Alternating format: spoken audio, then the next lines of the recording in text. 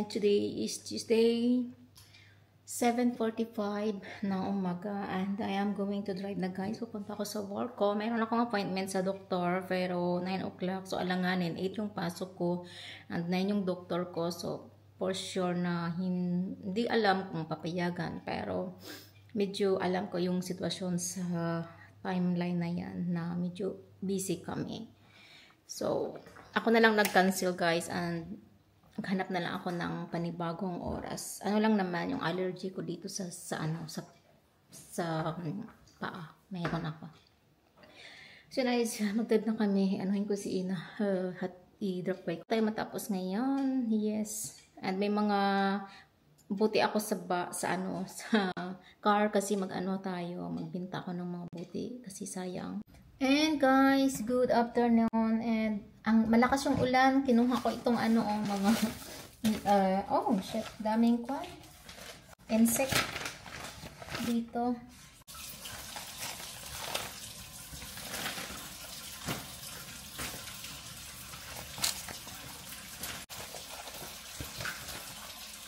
Kay Paulo, saan galing siya?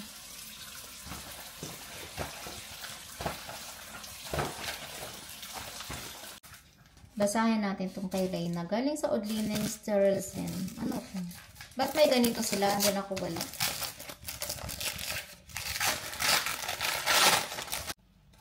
Na nagpadala sila ng yung reminders para sa ng Ophestodus for lingap. Sa amin pouring. My guy. Nga pamilya of hosts po background pamilisan. Tama naman yung ginawa ko.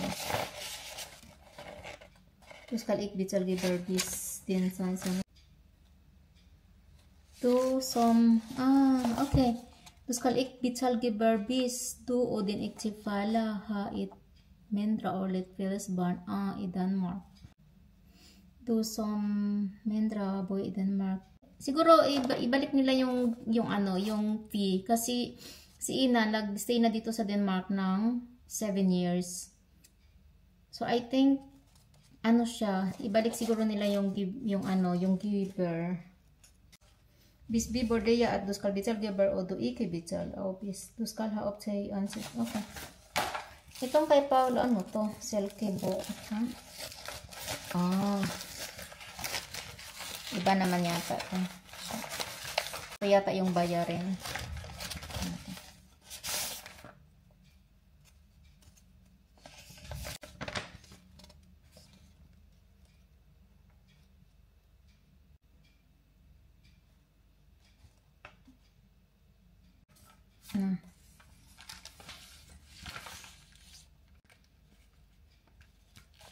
Good evening guys. Mag-drive ako guys papuntang Wardi at susunduin ko yung dalawa. Pero hahanap kami ng dinner doon kasi wala kaming dinner for tonight. So maghanap kami ng dinner. Sunduin ko muna sila sa My Dance Company 20 kung saan sumasayaw yung anak ko babae doon, and din muna ako ako ng gasolina guys kasi wala na akong gasolina.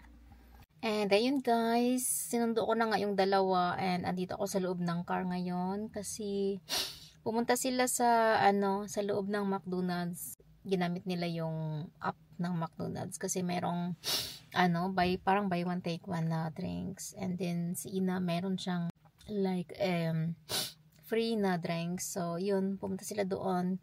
So bibili lang kami dito ng drinks talaga sa McDonald's, and magkebab kami. So mag-drive kami from here ulit. And yes, yung ilong ko allergy.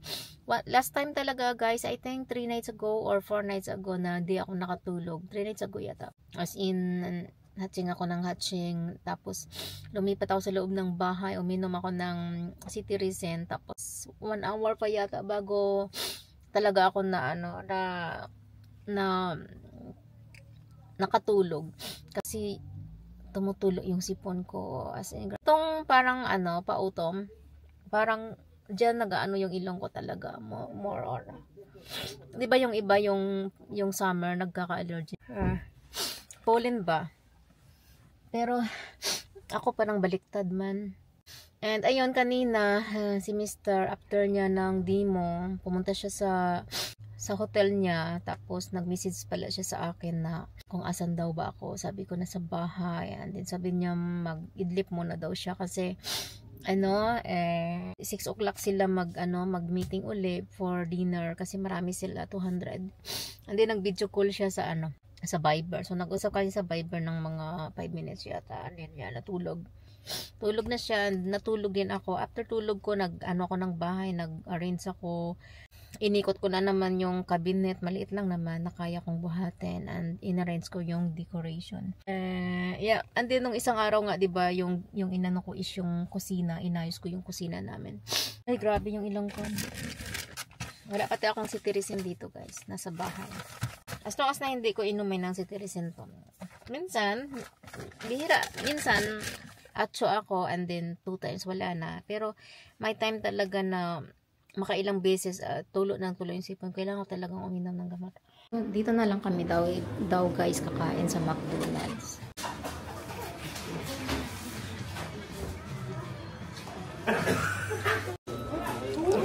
Babo na ano? There are so many. Yeah? Mama. Ano ro grupo